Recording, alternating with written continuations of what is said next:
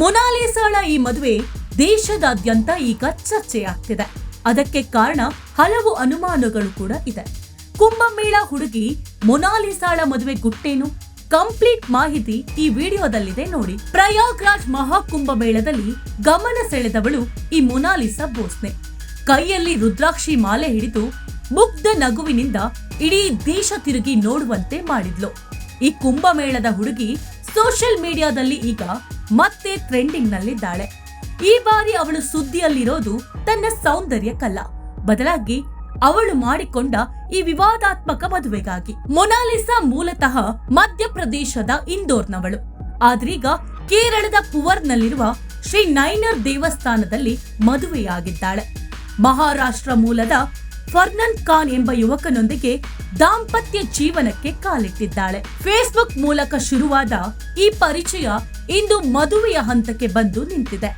ಆದ್ರೆ ಈ ಮದುವೆ ಈಗ ದೊಡ್ಡ ಮಟ್ಟದ ಚರ್ಚೆಗೆ ನಾಂದಿ ಹಾಡಿದೆ. ಮೊನಾಲಿಸಾ ತಂದೆ ಜೈಸಿಂಗ್ ಬೋಸ್ನೆ ಈ ಮದುವೆಗೆ ತೀವ್ರ ವಿರೋಧ ವ್ಯಕ್ತಪಡಿಸಿದ್ರು.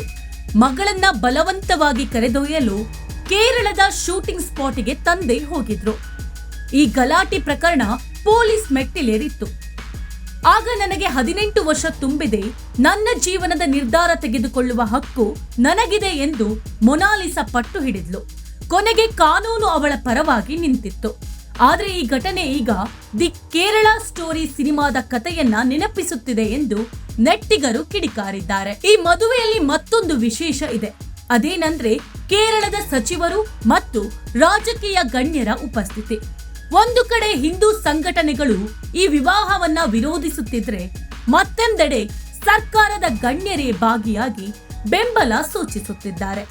ಪವಿತ್ರ ಕುಂಭಮೇಳದ ಗುರುತಾಗಿದ್ದ ಹುಡುಗಿ ಈಗ ಭಿನ್ನ ಧರ್ಮದ ಯುವಕನನ್ನ ವರೆಸಿದ್ದು ಹಿಂದೂ ಸಮುದಾಯದಲ್ಲಿ ಆಕ್ರೋಶಕ್ಕೆ ಕಾರಣವಾಗಿದೆ. ಮೊನಾಲಿಸಾ ಮಲಯಾಳಂ ನಾಗಮ್ಮ ಮತ್ತು ದಿ ಡೈರಿ ಆಫ್ ಮಣಿಪುರ ಚಿತ್ರದಲ್ಲಿ ನಟಿಸಿದ್ದಾರೆ.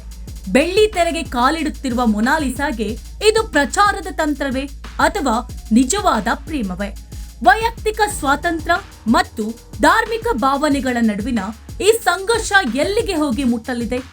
ಮೊನಾಲಿಸಾ ಮದುವೆ ಬಗ್ಗೆ ನಿಮ್ಮ ಅಭಿಪ್ರಾಯ ಏನು ಎಂದು ಕಮೆಂಟ್ ಮಾಡಿ ತಿಳಿಸಿ.